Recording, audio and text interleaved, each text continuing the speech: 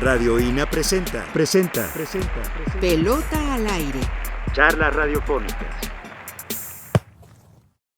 Hola, esto es Radio INA. Estamos transmitiendo desde sus instalaciones en el segundo piso de Córdoba 45, la Colonia Roma, la Alcaldía Cuauhtémoc, en la Ciudad de México. La Secretaría de Cultura y el Instituto Nacional de Antropología e Historia les invitan a acompañarnos en una emisión más de la serie Pelota al aire. Soy Luis Alberto López Guario, soy su anfitrión, su amigo, y en esta ocasión contamos con una presencia fenomenal, un alto conocedor del tema en general, de la arquitectura, del fútbol, el arquitecto Javier Ramírez Campuzano. Arquitecto, mucho gusto, bienvenido. El gusto es mío, un placer estar aquí. Vamos a hacer más que entrevista, es una conversación. Vamos a platicar un poco sobre este gran inmueble, Coloso de Santa Úrsula, tiene muchos nombres, tradicionalmente del Estadio Azteca, que le pusimos como el subtítulo un símbolo. El Estadio Azteca, que ha cambiado su nombre, la tradicional es esto, el Estadio Azteca, ha sido escenario de fútbol, soccer, campeonatos mundiales, femeniles y varoniles, de fútbol americano, sede de Juegos Olímpicos, Panamericanos, Centroamericanos, nacionales, peleas de box, conciertos de todo tipo de música. Ha sido también sede de eventos religiosos. Por ejemplo, la misa que ofició el Papa Juan Pablo II. Eventos políticos, cierres de campaña, y también incluso hasta de películas y procesos de selección escolares. Se hacían exámenes de la UNAM. Así es, exámenes de admisión de la UNAM. O sea que este estadio ha sido sede de un montón de cosas, y hoy estamos a unos días, estamos grabando para la posteridad, el 26 de mayo de 2026, a unos días de que se cumplan 60 años de la inauguración. Así es. Usted, le agradecemos que haya aceptado. ¿Nos puede recordar cuándo se inició la construcción y cuándo se termina la construcción de este estadio? El proyecto primero hubo un concurso en que por invitación participó el despacho del arquitecto Félix Candela, el arquitecto Enrique de la Mora y el despacho de Pedro Ramírez Vázquez y Rafael Mijares Alcérreca. Los proyectos pues se deben a quienes crean las condiciones para que sean posibles. Una vez que se decidió por diferentes razones y sin demérito de la enorme capacidad de los otros participantes, el sistema constructivo permitió que fuera el proyecto más idóneo.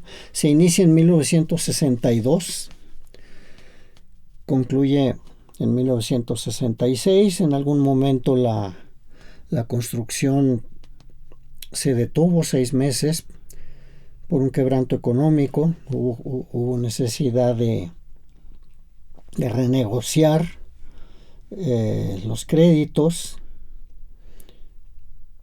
Era un señor Madariaga que, con el sistema con el que se había construido el Estadio Jalisco, Clubes Unidos de Jalisco, que eran Chivas, Oro y Atlas, se creó fútbol del DF, América, Atlante y Necaxa, y fue fútbol del DF el que lo construyó. Entonces, después de 4 años de construcción, con ese lapso donde se interrumpe, así es, se puede inaugurar. ¿Recuerda la fecha? Sí, mayo 29 de 1966. ¿Le tocó asistir? Sí, imprevisiblemente y de manera inesperada. Mi padre estaba fuera del país, estaba en Madrid. Perdón, don Pedro Ramírez Vázquez. Sí, hubo un incidente en la pista, el avión se despistó, lo que pudo haber sido una tragedia simplemente pasó a ser un susto. No llegó. Mi madre me dijo: vas a ir en representación de tu papá. ¿Usted tenía entonces? Cuando eres niño, tenía yo 11 años, que te pongan de traje para ir al fútbol. Y fue una impresión que hasta la fecha la tengo marcada, porque todo era en blanco y negro. Entonces, Claro. La televisión, Claro. los periódicos. Entonces, ver los personajes de la época y todo a colores, entonces sí es un impacto que te marca mucho. Y en ese entonces le faltaba el techo que tiene. Sí, se inauguró sin la techumbre, que eso fue otra de las razones por las que fueron favorecidos con el proyecto Pedro Ramírez Vázquez y Rafael Mijares, porque era una solución que permitía que se instalara la cubierta después sin necesidad de interrumpir el uso del estadio, el espectáculo. Usted me corregirá, porque encontré este dato, no siempre son verdaderos. En aquel entonces fueron un total de 260 millones de pesos. En eso no sabría, no sabría decir. Pero estamos hablando que es una inversión tremenda para ese entonces, Sí, estamos en los 60, pero lo que ahora sí que ha resultado de todos los usos que se le han dado, incluso hasta para películas. ¿Por qué se construye hasta allá? Nos podría decir. Digo hasta allá porque en ese entonces estaba en las afueras de la ciudad. Mire, en eso, hasta donde sé por el arquitecto Luis Martínez del Campo, que afortunadamente está con nosotros, él fue el residente y director del proyecto, pues estuvo allí 4 años y conoce todos los antecedentes mejor que yo. Vamos, de lo que puedo hablar son vivencias. Sí. Del proyecto en sí y de las circunstancias que motivaron su ubicación y construcción. Él les puede dar mucho mayores elementos, pero sé que las condiciones de los predios de ahí eran más accesibles. Estaba planeado el periférico. Sí. Las soluciones, había la idea de prolongar la avenida Niño Perdido para que llegara hasta allá, y había la posibilidad de dar una solución vial, porque pues el estadio es en sí, vamos, el espacio de la emoción, pero se tiene que resolver el espacio de incorporar el tejido urbano con las vías de comunicación. 100,000 personas, movilizar 100,000 personas, pues es muy complicado. Y entonces se tenía la calzada de Tlalpan. Ahí el mismo estadio hizo un paso a desnivel, el que lleva a la puerta 1, que exigió el entonces regente Uruchurtu. Entonces estas condiciones para la infraestructura pues permitían dar un proyecto más adecuado, más fluido y más funcional. Vemos hoy día que por poner un ejemplo, el estadio de la Ciudad de los Deportes, o donde estaba el antiguo Estadio Nacional, pues era muy complicado esto. Las vías de comunicación son parte esencial de la infraestructura, y el estadio es equipamiento urbano, parte esencial de la ciudad. Hay que verlo en ese conjunto. Sí, es un impacto cuando hay un juego. Ahí en la Ciudad de los Deportes, que al lado está la Plaza de Toros, pues tienen que organizarse para ver qué eventos. Hubo una coincidencia que fue determinante. No puede haber 2 eventos al mismo tiempo por la alta movilidad. Sí, se complica mucho. Y el Estadio Azteca solamente hubo un problema. Todo el predio que corresponde a la explanada donde está la escultura de Alexander Calder, que se le conoce como la araña, coloquialmente. Bueno, yo he oído que le dicen la araña. No. En México somos muy de apodos. Donde está la escultura era un predio privado que habían ofrecido vendérselo a Fútbol del DF. A la mera hora se estaba echando para atrás la propietaria. Imagínese salir todas estas miles y miles de personas por 2 callecitas. Sí. Pues iba a ser caótico. Entonces el gobierno de la ciudad expropió lo que es toda esa explanada en favor de la ciudad. En favor de la ciudad, desde luego. Entonces ya se resolvió el problema y se tienen los accesos como los conocemos. Gracias a la producción de Radio me corrigen, y qué bueno. Yo coloquialmente decía, ¿dónde nos vemos? Ahí por donde está la araña. Okay. Es el Sol Rojo. El Sol Rojo. Sí. Pero hace un momento, antes de entrar a esta grabación, estábamos comentando, y usted dice, si me permite, me gustaría retomarlo, un comentario muy, muy interesante. Estamos hablando de no nada más la cuestión de la ubicación de los estadios, el contexto urbano, sino también un contexto sociocultural que lleva a que se tenga que realizar un proyecto de esta naturaleza.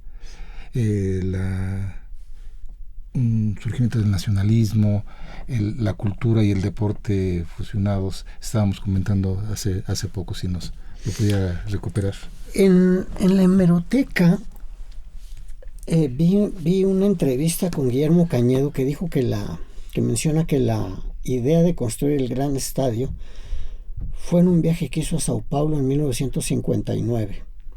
Pero si nos ponemos en el contexto de esa época, pues había el estadio más emblemático, pues reciente, era Maracaná, y en todos los estadios había una gran sección para espectadores de pie. Sí.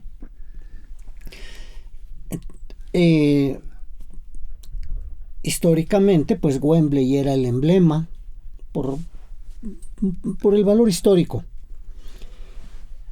Y entonces, al surgir esta idea, México pues ya estaba pidiendo los Juegos Olímpicos, ya teníamos experiencias en la primera edición y la segunda centroamericanos, de los Panamericanos del 55, ya se había hecho un gran Panamericano de fútbol en el 56. La afición era ya exigente, eran 3 equipos, América, Atlante, Necaxa, jugando en el estadio de Ciudad Universitaria, que es estadio olímpico. El fútbol era a mediodía. Uh-huh. Era más familiar, porque era domingo a mediodía. Pero quizás no era en la noche, porque pues no había protección contra la lluvia. Pero también a mediodía no había protección contra el sol. Entonces hay necesidades que se van planteando para un mejor funcionamiento. Y pues la visión de querer hacer un estadio para más de 100,000 espectadores y poder pedir la sede de la Copa del Mundo y posicionar el fútbol a esos niveles, pues vino la decisión de construir ese gran estadio. Pasa de ser de un fútbol llanero a ser un fútbol ya con organización, con equipos organizados, profesional, a ser un espectáculo de masas. Sí, de mayores masas. El estadio trajo una visión diferente incluso en el manejo de los espectadores, porque antes del Estadio Azteca, los equipos que jugaban de visitantes en cualquier estadio tenían derecho a un porcentaje de la taquilla. Y sucedía que, por ejemplo, el Necaxa, que aunque no lo parezca, pero llegó a ser taquillero, iba al estadio de Irapuato y decía, oye, mi porcentaje, se llenó el estadio. Sí. Y les decían, no tienes porcentaje porque se llenó. Sí. Pues sí, pero es que eran cortesías, las dimos gratis. Entonces había indignación. Sí. Cuando se construye el Estadio Azteca, pues tanto América, Atlante y Necaxa dicen, bueno, yo no voy a dar un porcentaje en un estadio de 100,000 y voy a otro estadio y me dan un porcentaje de un estadio de 20,000. Sí. Aunque ellos sí lo llenan y pues un equipo de policía no iba a llenar el Azteca, pero de ahí se derivó cada quien lo suyo. Entonces trajo otras consecuencias, pero la mayor es que el estadio pasó a ser de manera muy rápida y por muchas circunstancias. Ya había un gran interés. El nombre proviene de un gran concurso nacional y gana la denominación de Estadio Azteca. Ahí está la placa de inauguración, monumental Estadio Azteca, que es el nombre con el que la afición identificó ese gran estadio. su estadio. Y desde el punto de vista arquitectónico y social, hay espacios donde se está. Ujú. Hay espacios donde se es. En su casa, usted es. Sí. No solo está en casa de otros, ahí se está, no se es. Sí.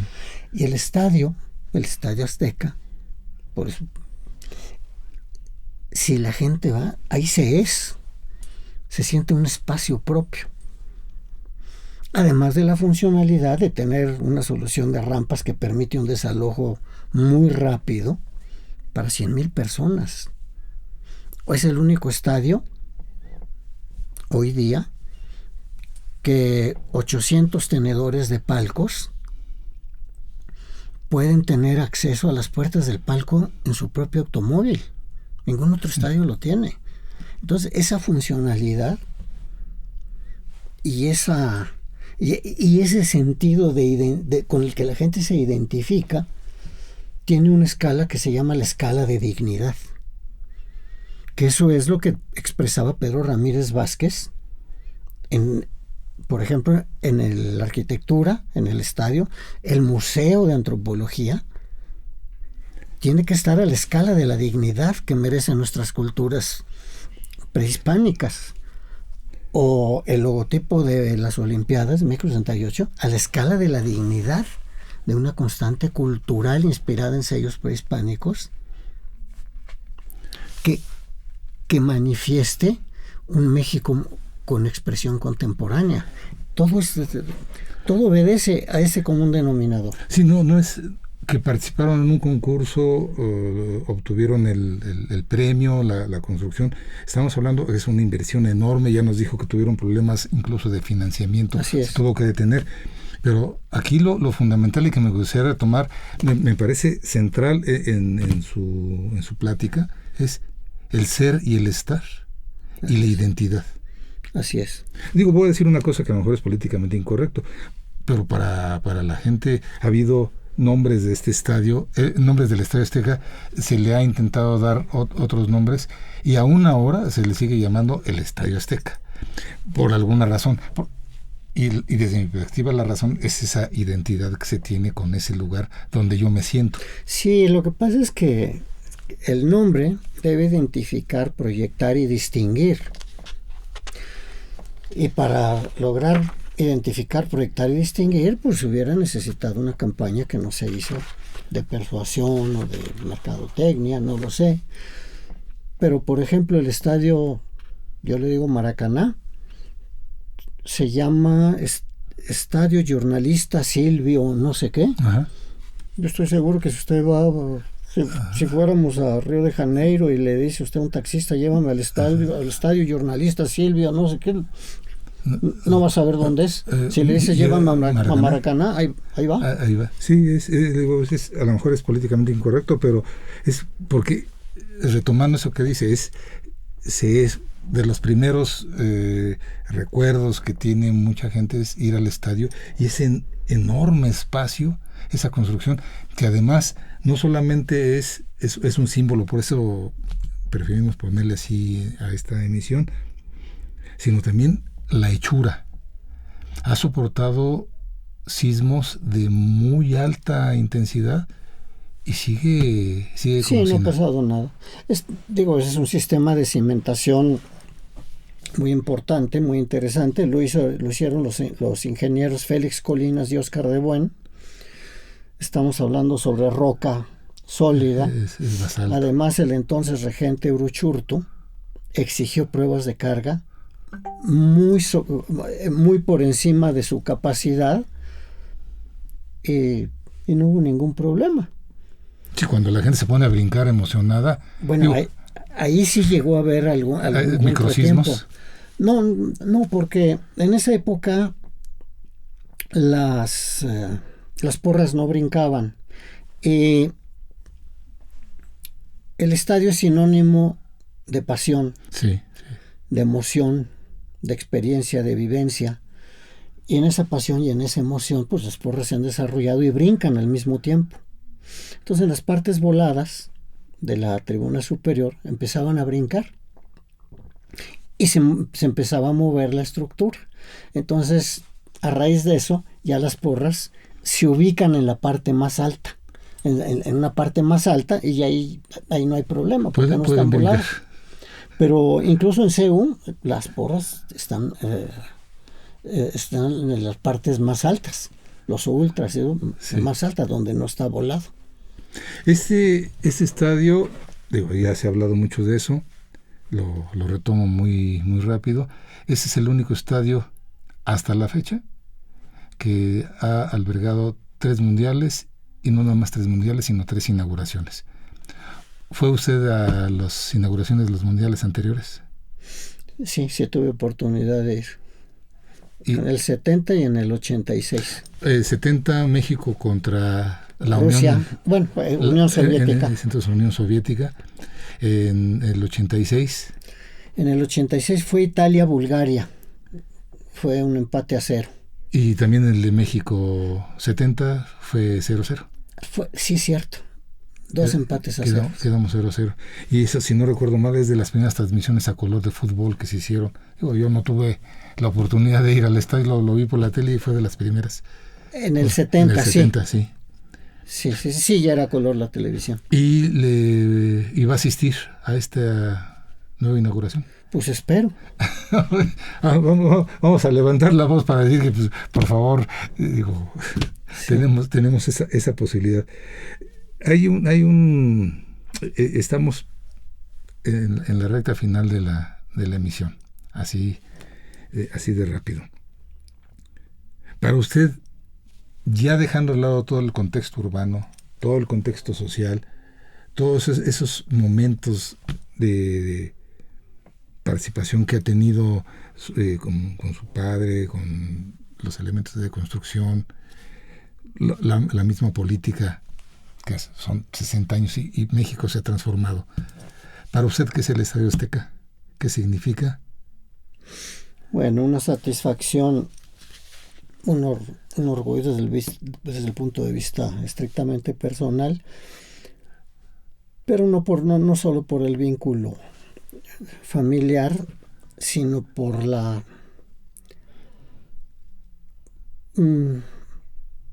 por esa satisfacción de haber visto a Pedro Ramírez Vázquez con esa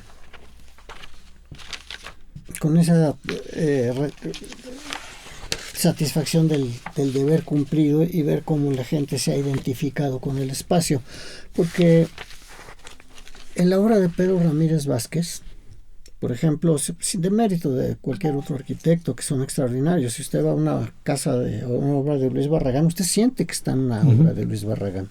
Extraordinario, estremece.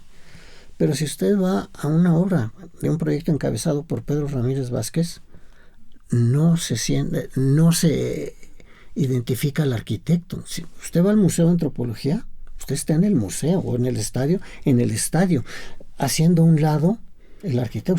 Usted está en la obra en donde usted es, y no donde el arquitecto quiso que usted fuera, que él fuera identificado. Sí, entonces es una obra que está hecha el trabajo para la gente, para que la gente se identificara, no al arquitecto.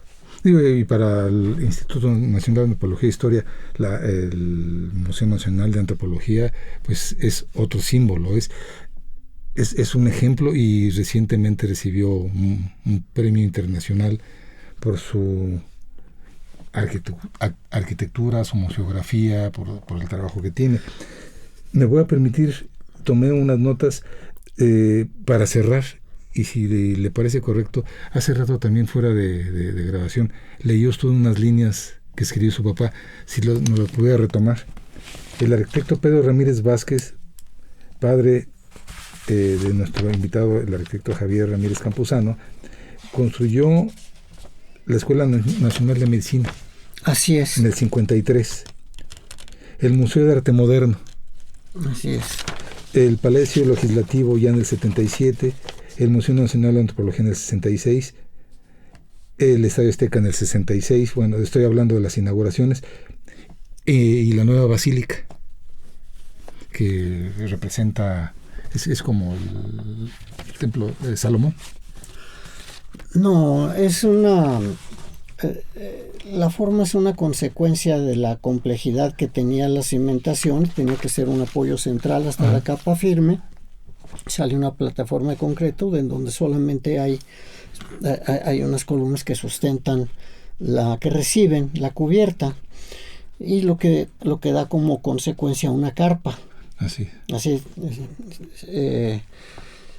Esto es un proyecto que se dio en un momento en que la liturgia católica cambió, porque antes la misa, el sacerdote estaba de espaldas hablando en latín. Y se volvió asamblea. Entonces el espacio circular, el sacerdote viendo de frente, se vuelve asamblea. Entonces se dio en un momento en que coincidió con la nueva liturgia y la resultante, el sistema constructivo, que si bien el concepto fue de Pedro Ramírez Vázquez, pero fue una conjunción de talentos de Pedro Ramírez Vázquez, del arquitecto José Luis Bendiuri y de Fray Gabriel Chávez de la Mora, principalmente. Y la funcionalidad. De cualquier lado se puede ver. Sí, y asisten 25 millones de peregrinos y de visitantes al año. Y con esta afluencia que tiene para las fechas de diciembre. Así es. Tenemos oportunidad, producción. Tenemos oportunidad de la lectura de... Le agradecemos, arquitecto Javier Ramírez, si nos lee esas líneas de hace un momento que nos hablan acerca de la concepción. Okay. Bueno, es que él decía, Pedro Ramírez Vázquez se inspiraba en lo mexicano, en los materiales. Él no, por ejemplo, él llevaba el tezontle fuera, no traía materiales de otros lados.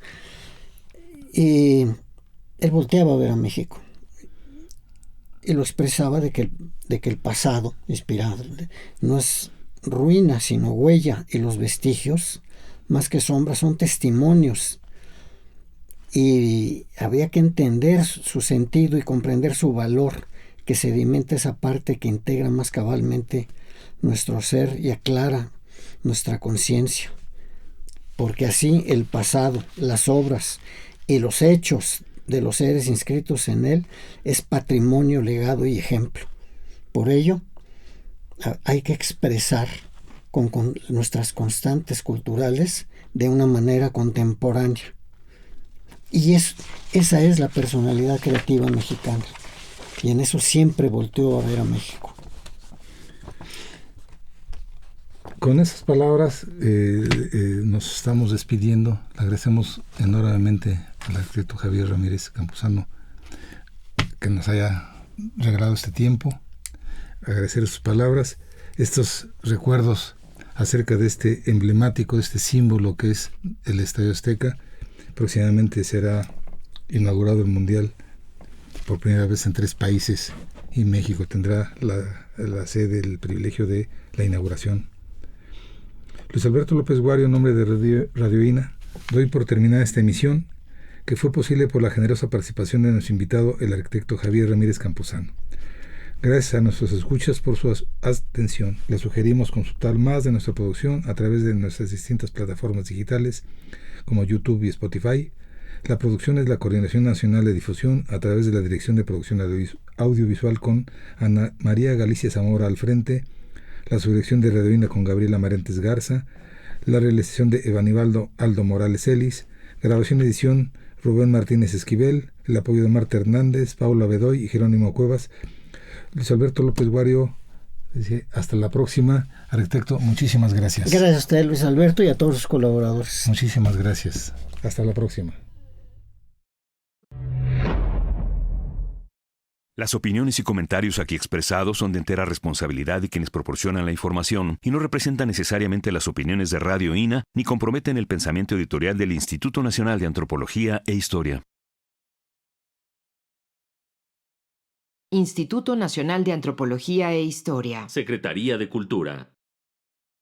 Gobierno de México.